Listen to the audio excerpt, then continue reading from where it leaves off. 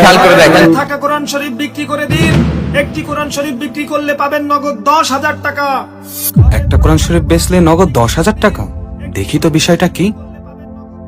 এই যে ভাই দাঁড়ান, আপনি কি সত্যি একটা কোরআন শরীফ বেচলে 10,000 টাকা দিবেন? হ্যাঁ, আপনার কাছে যদি কোরআন শরীফ থাকে তাহলে নিয়ে আসেন, আমি আপনাকে নগদ 10,000 টাকাই দেব। ঠিক আছে, আপনি এখানেই দাঁড়ান, আমি এখনই আসছি। ভাইয়া তুমি কোথায় যাচ্ছ? কি ব্যাপার, এখনো আসছে না কেন? কি হয়েছে জানিস? রাস্তায় একজন লোক ঘরে পড়ে থাকা কোরআন শরীফ কিনে বেড়াচ্ছে।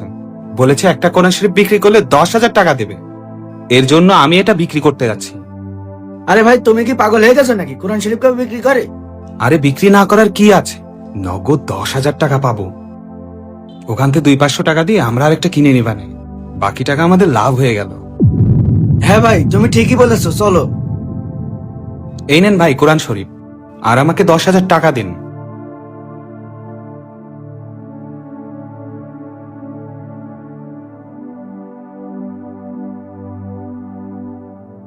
আচ্ছা ভাই, আপনি কোরআন শরীফ কিনে কি করবেন?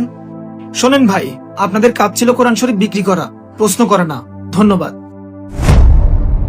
এই যে ভাই, আমিও এই কোরআন শরীফটা বিক্রি করব, আমাকে 10,000 টাকা দিন।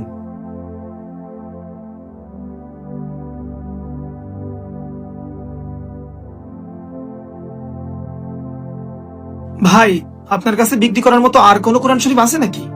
না ভাই, একটাই ঘরে পড়েছিল, কেউ পড়ে না, আমিও পড়তে পারি না, তাই ভাবলাম বিক্রি করে দিই। আচ্ছা ঠিক আছে, আমি আসি। ওই লোকটা কে রে? এলাকায় তো আগে কখনো দেখিনি। আবার একটা কোরআন শরীফ 10,000 টাকা করে কিনতে চায়, বিষয়টা আমার মাথায় ঢুকতেছে না। হ্যাঁ ভাই, আমিও তাই ভাবছি। আচ্ছা চল তো ওই লোকটা কই যায় দেখবো।